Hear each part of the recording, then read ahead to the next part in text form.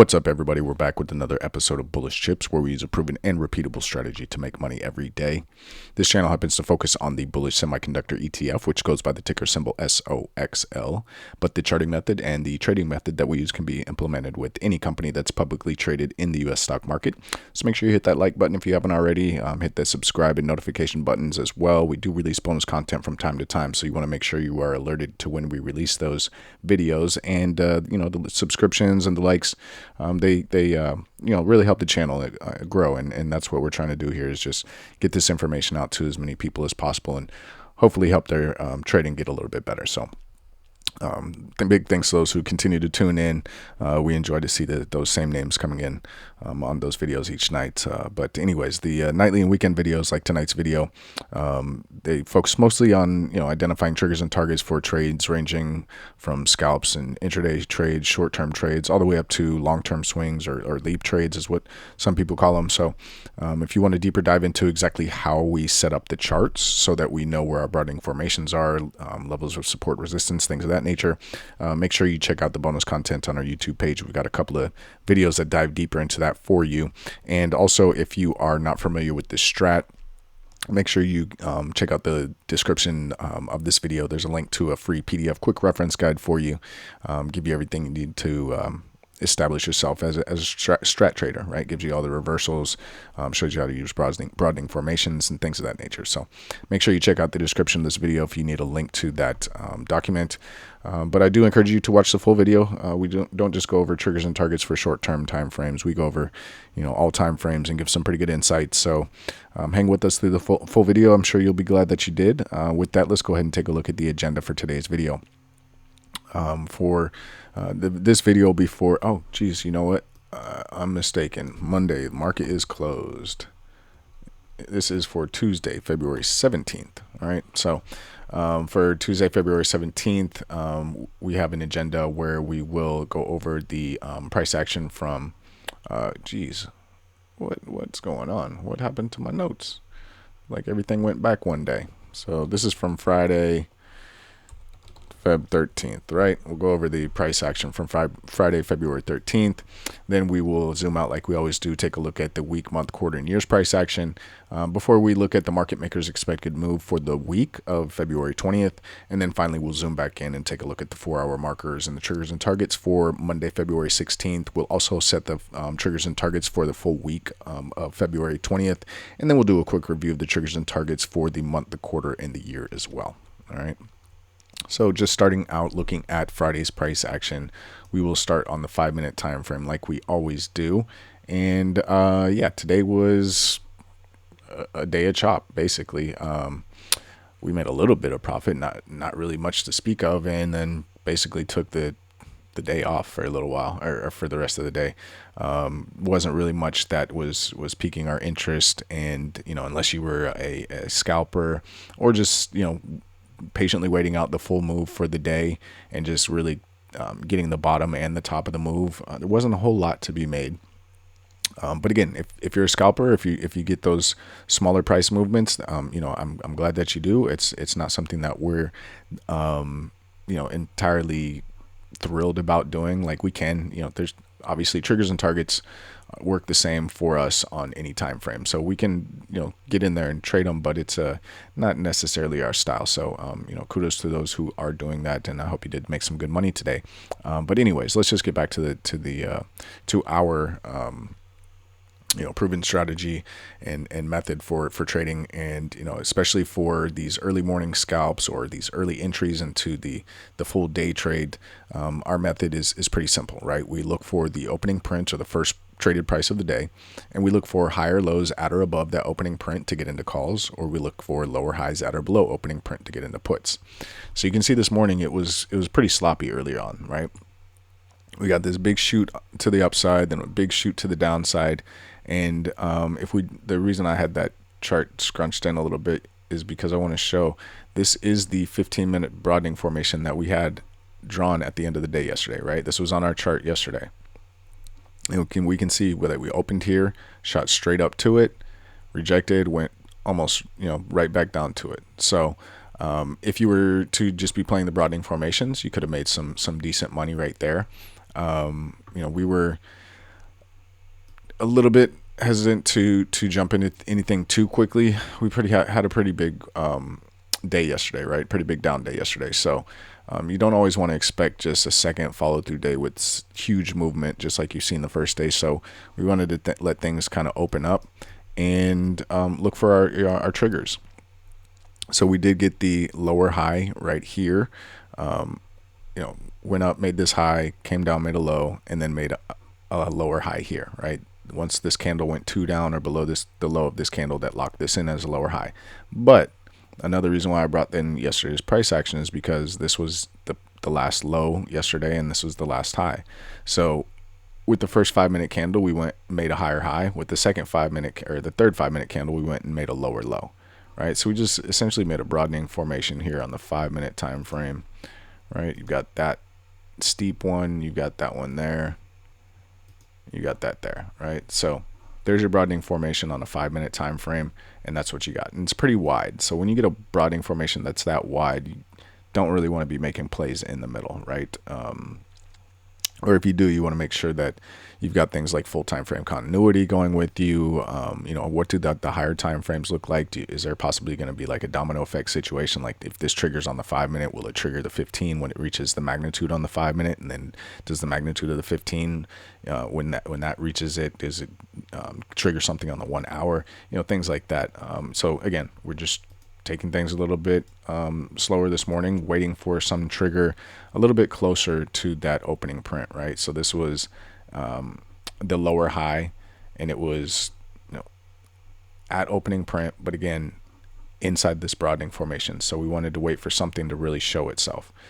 So we did, when we did push down, we ended up getting a higher low. So, all right, now instead of a broadening formation, we're getting into consolidation, right? If we wanted to, you could have drawn, from low to low and from low to low, and you can see we're consolidating there. All right. So again, another reason to be patient.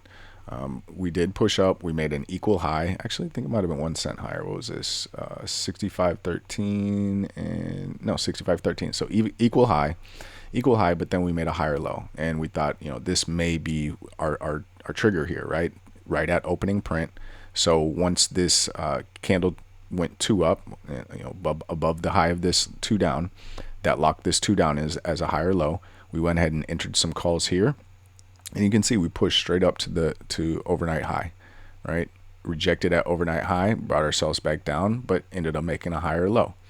Came back up, pushed up, and then ended up making a lower high. And at this point, we're kind of seeing how things are moving. We're hitting this 15-minute broadening formation over and over and over. It looks kind of flat at this point, but if we bring things in a little bit, get rid of this 5-minute broadening formation, right? Here's that 15-minute broadening formation. We did poke above it for a minute, but rejection, rejection, rejection, rejection. So again, kind of reading the what's on the wall, and we don't, we've said this before. We'd like to be done with trading on Fridays, noon really at the latest. If we can get things done in the first couple hours of the day, and then just get to, taking the rest of the day off from trading, kind of getting into that weekend already. You put in a lot of work during the week. At least that's how we feel.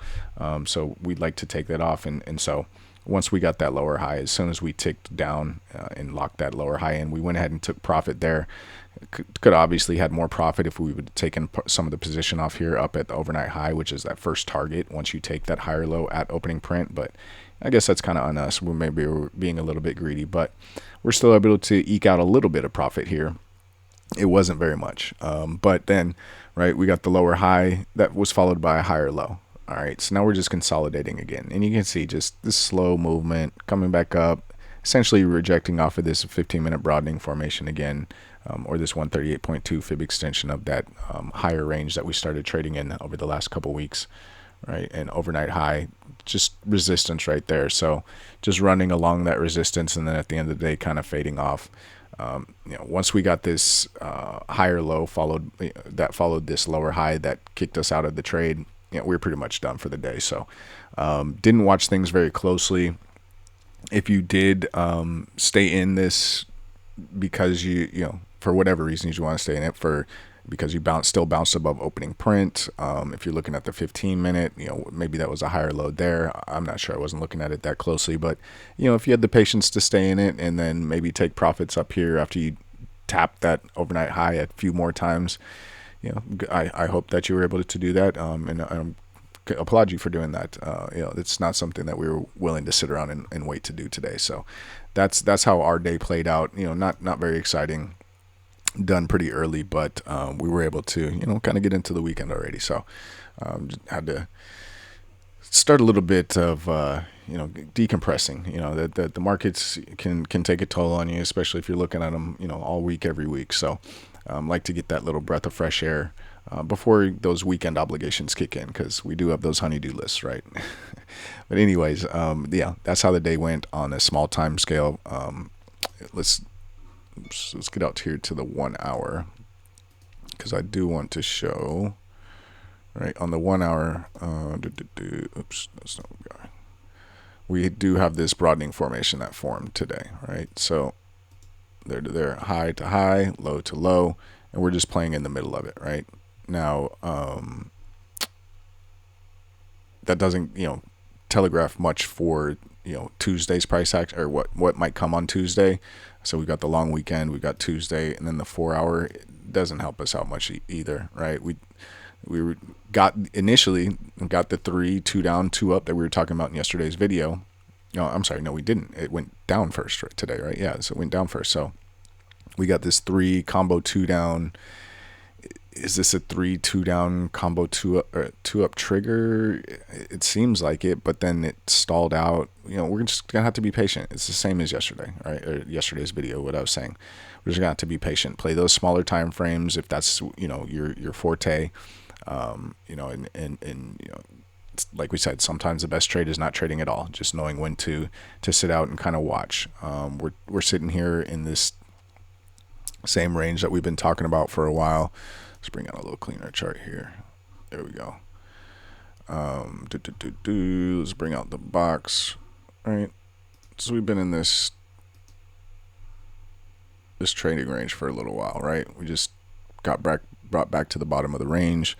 We talked about yesterday, wait for the reaction off of the bottom or the top of the range. So if you went long, to go back to the top of the range, especially on a swing, if you got some March calls or something like that, that's definitely a safer play. I don't know that it's, it seems to me as though we're going to get a lower high here, right? I don't like to make too many predictions, but the way it feels with the price action today, yes, it did push up, but it was very slow and it wasn't very methodical. It was just, just slow, right? So I don't know that we're going to get the momentum, the follow through to the upside that we, without some type of catalyst. Full transparency, I haven't looked at the economic calendar for next week. So Mondays are usually pretty quiet. Markets close Monday, and then Tuesday a lot of times is when things start to kick off. So maybe Tuesday we do get a catalyst that pushes us back to the top of the range. But as of right now, I see consolidation, if not like a fade back to the bottom of the range to either get some type of double bottom or fall through that bottom of the range and then get some type of lower high to indicate that we're going to go, back to the bottom of the range that we were in before. If we just duplicate this, put this here, right? That's the range that we were in before. It's pretty evident, how we should kind of attack it from here. So that's how. We don't have any, there we go. We don't have any real trend on the 4 hour or the 1 hour, just broadening formation being formed. Let's take a look at the 1 day, right?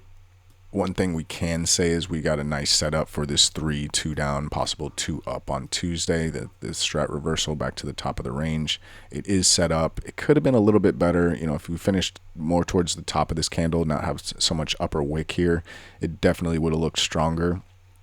But with it pushing up and then, pulling back at the end of the day, it does show a little bit of weakness going into the end of the day. Now, the one thing I will say is when I looked at the QQQ internals at the end of the day, I was actually pretty surprised. I figured price, you'd think that we might actually have a better day today than we did. Just looking at the tick, it was above zero line basically all day. Yeah, at the end of the day, it did go down below. The zero DTEs start closing. People start taking off exposure into the 3-day weekend, things of that nature. So that's kind of common to see on a Friday. But vol QD, it was above zero line the whole day, and from basically 11-12 central to the end of the day, it was in trend higher zone. 80 QD by like 10 o'clock a.m. central, it was in trend higher zone and went to that upper range of the trend higher zone. So it's a little surprising that we didn't see better price action to the upside in SOXL today. But again, SOXL is just one component of QQQ, so you do have to take it with a grain of salt there. And I guess that's what we saw today. The rest of tech pushing up, possibly a little bit more than in SOXL. I'd have to go look again. I've been off this afternoon, so do need to kind of dig in a little bit more this weekend to see how the rest of the Qs were in comparison to SOXL, because SOXL has been leading tech lately. So we'll see if there's kind of a reverse in roles there. But anyway, that's how the day looks. Let's take a look at the week. Again, we went 2 up this week, locking in last week as a higher low. Haven't made that higher high yet to continue the uptrend. That's the question for next week. Can we go 2 up on the week and go higher than 2 weeks ago to give ourselves a higher high and continue the uptrend? Or are we going to start to go sideways and consolidate? Or are we going to tick down and make a new lower low to start a downtrend, right? Lower high, lower low starts a downtrend. There's definitely a possibility. We've got gaps here at 55, at 45 and 27 that are all within reasonable range of what could happen, right? And part of that is because of what we'll see here on the month chart. But as of right now, we are in this uptrend on the week, looking to make that higher high, getting towards the second set of extensions in this bull flag, right? If we activate, here's the April 7th low, here's that flagpole, here's the flag, and here's the explosion from there. We've hit that 200 fib extension, starting to see a little bit of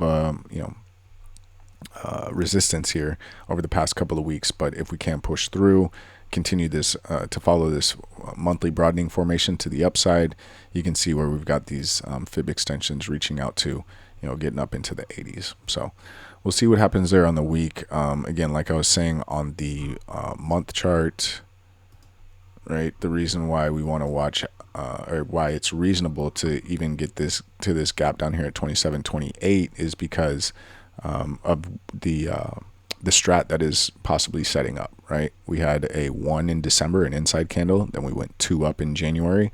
Now we're inside in February, but the 1, 2 up, 2 down reversal is still on the board as long as we're inside. And if we were to trigger that, the magnitude of that move is down here, the candle to the left of the 1, the low of the candle, which is in that $27, $28 range. So I still think it's pretty reasonable if we could get a pullback to 28.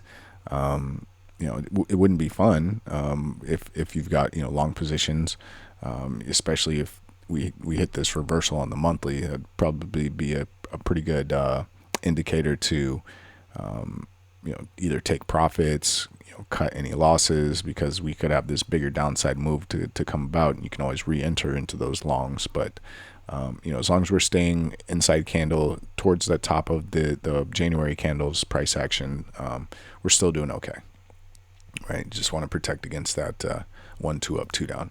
On the quarter, not much to say here. We had this 1 combo 2 down, combo 2 up. Magnitude was 70.08 and it's reached it. Now we've seen a little bit of a pullback. We talk about this pretty much every day. Not unreasonable, and we just need to wait for some more things to set up on those lower time frames to determine whether we're going to continue to push up or pull back on these on the quarter as well as the year, right? On the year, there was the 2 down from last year. We went 2 up this year, so 2 down, 2 up reversal. Magnitude of that move was the high of the candle to the left of the 2 down, which again was at 70.08. So we've reached that magnitude. It's seen a little bit of pullback. Only thing left out there as far as a target to the left is some all-time high 74.21. After that, we're just in blue sky territories, so we'll just have to stick to our fib extensions, broadening formations, and smaller time frame price action, right? But that's what we've got from a zoomed out view, right? Let's go ahead and take a look. Let's zoom back in here, and we'll go to the 1 hour, and we'll talk about the market makers expected move for the week.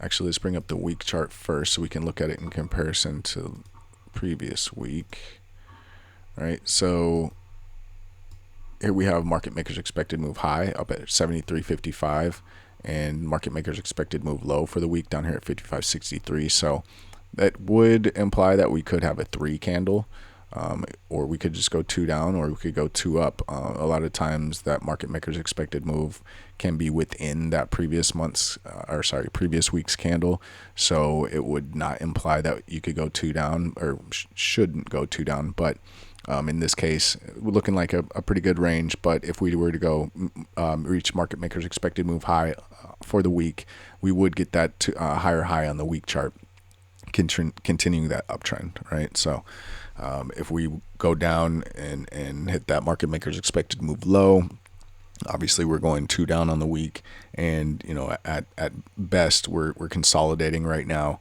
and then at worst we're starting a new downtrend. So just keep that in mind with the market makers expected move.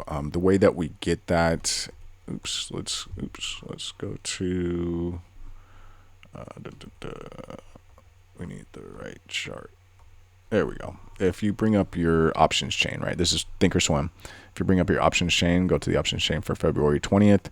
We can see over here on the right hand side, there's a number in parentheses, plus or minus 8.957. So we just put that as 8.96, so plus or minus $8.96 from the close price on Friday, which is 64.59. So when you take a look at what that is, that gives us a range of 73.55 to 55.63, right? So 64.59 plus 8.96 and 64.59 minus 8.96 to give us that range. Now, those are not end-all be-all levels. It doesn't mean that if we get to that level, price is going to automatically reverse and go back to the other side, or just go sideways. It's 70% of the time market makers are right. This week they were right. We poked above it a little bit intraday, but basically finished at the highs of what the market makers expected we would. So, yeah, pretty dependable number, but again, not an end-all be-all number, right? Let's go ahead and get back to the charts and look at how we will attack Monday and the week coming up. I keep saying Monday. It's Monday. Markets closed on Monday, so let's take a look at how we'll attack Tuesday. Let's go to the 5-minute chart, and we'll start here just because that's how we can take advantage of our proven and repeatable strategy for getting into early morning scalps or early entries into longer day trades. First things first, we want to identify the 4-hour markers. The 4-hour markers are previous high a day, overnight high, overnight low, previous low a day, and then obviously the opening print, which we won't have until price actually opens on Tuesday. It looks like in after hours we're down a bit, so let's bring the overnight low down. Let's say it's here, and let's bring the overnight high up here towards last week's 50% level. So let's say that's the overnight or over weekend range, right? Still kind of a compressed range, but it's a range nonetheless. If we open somewhere within that range on Monday, we'll just call this peach line. The price level 1 is where we open on Tuesday. If we open and we push up, maybe get a rejection off an overnight high and pull back, but then get some type of higher low at or above opening print, we want to look to get into calls. First target is overnight high, not a lot of magnitude there if this is the actual setup on Monday, but so you may not want to get rid of a whole lot of your contracts or any at all. You may want to wait till we can try and get to that previous high day, which would be the ultimate target for that move. But overnight high is that first target, right? So higher lows at or above opening print, targeting overnight high, previous high day. On the flip side, if we open and we push down and we get some type of lower high at or below opening print, we want to look to get into puts, and then the overnight low is first target and previous low day is second target, right? So just keep that in mind. If we get to the previous low day or previous high day and we're still moving with some momentum, then obviously we've got other triggers and targets on the 4-hour and one day time frame and whatnot that we'll get to here in a second. But for this particular strategy, higher lows at or above opening print, lower highs at or below opening print, it's the overnight high, previous high day, overnight low, and previous low day that are the targets. All right. Let's go ahead and go out to the 4-hour chart so we can look at the more of a day trade perspective. Again, we did have a 3-2 down on Thursday that we were hoping would set up a 3-2 down, 2 up back to the highs of the week. But you can see obviously that failed. We did get a bullish engulfing candle on the first 4-hour for the first 4-hour candle of Friday. And just looking at it itself, it is pretty bullish. It's more of a hammer candle. It does have some wick at the top, but it also finished green, so closed above where it opened.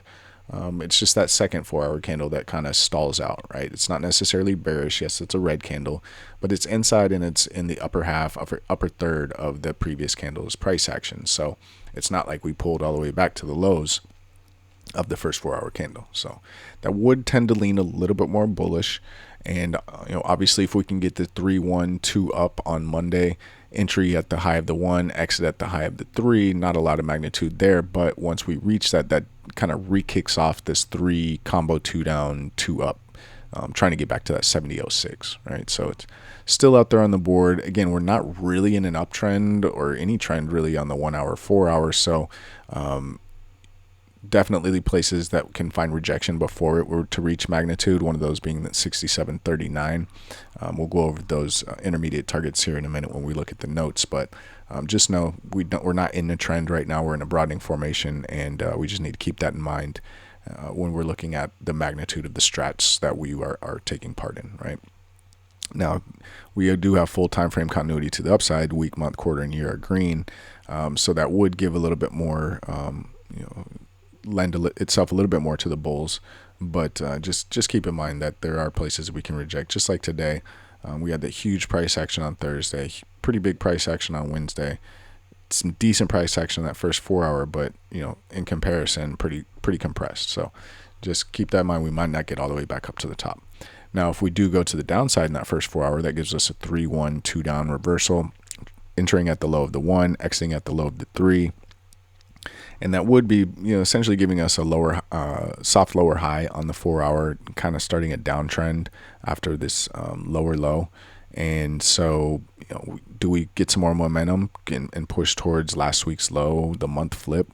That's a definite possibility. So we'll have those extended targets out there for you as well when we get to the notes in a second. Just looking at the day chart, clean this up a little bit. Right, we did get set up with this 3 failed 2 down on the 1-day chart. So if we go above Friday's high, that does trigger this 3-2 down, 2 up, bringing us back up to last week's highs. But if we do end up going to the downside, we're just kind of falling into that domino effect, combo 2 up, combo 2 down that we were talking about on Thursday and Wednesday of this past week. Right,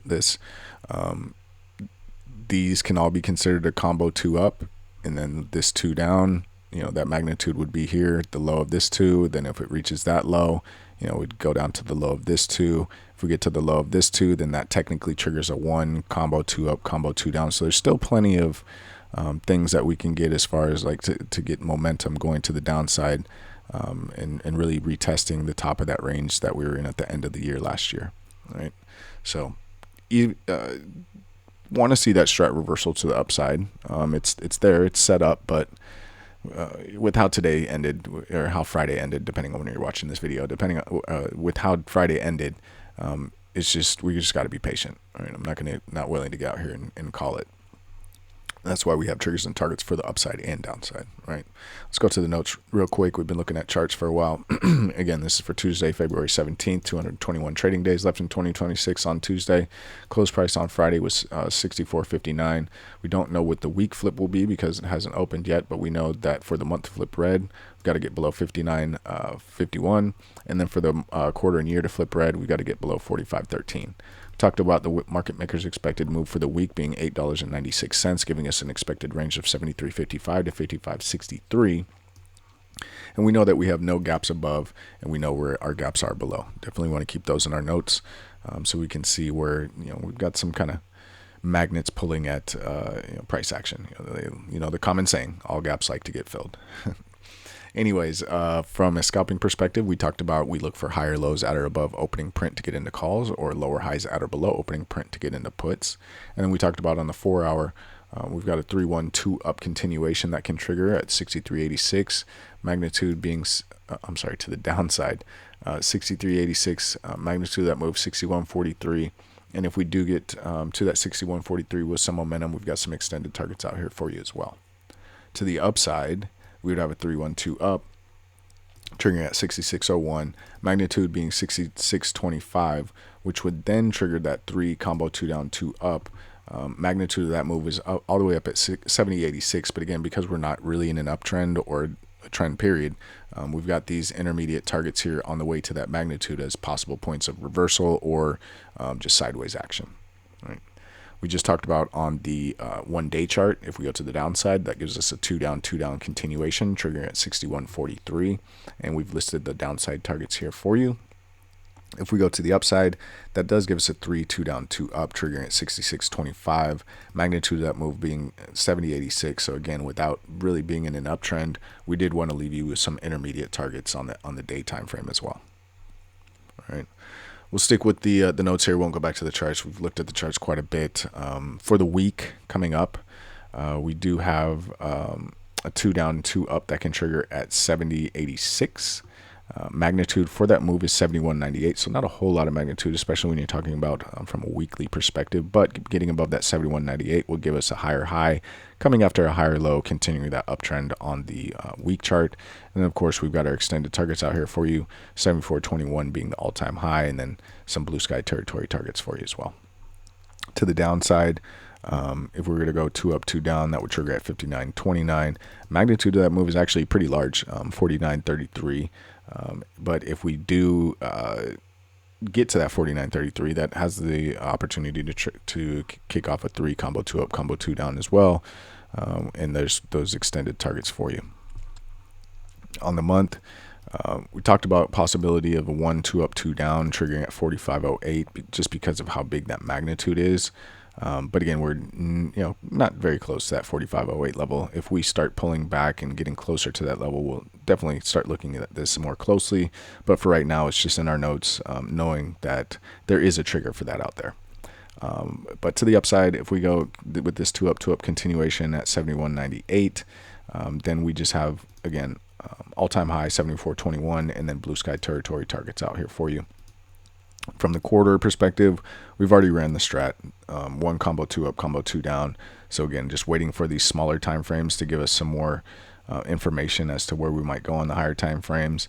And same with the year, we ran the STRAT of the 2 down 2 up, reaching magnitude at 70.08. So just want to continue to see at the very least bullish consolidation. If you're a bull, if you want better entries, then obviously you want things like the 1 2 up 2 down on the month to trigger, so we can get some pullback, go fill some of those gaps that we left from the bounce on April 7th.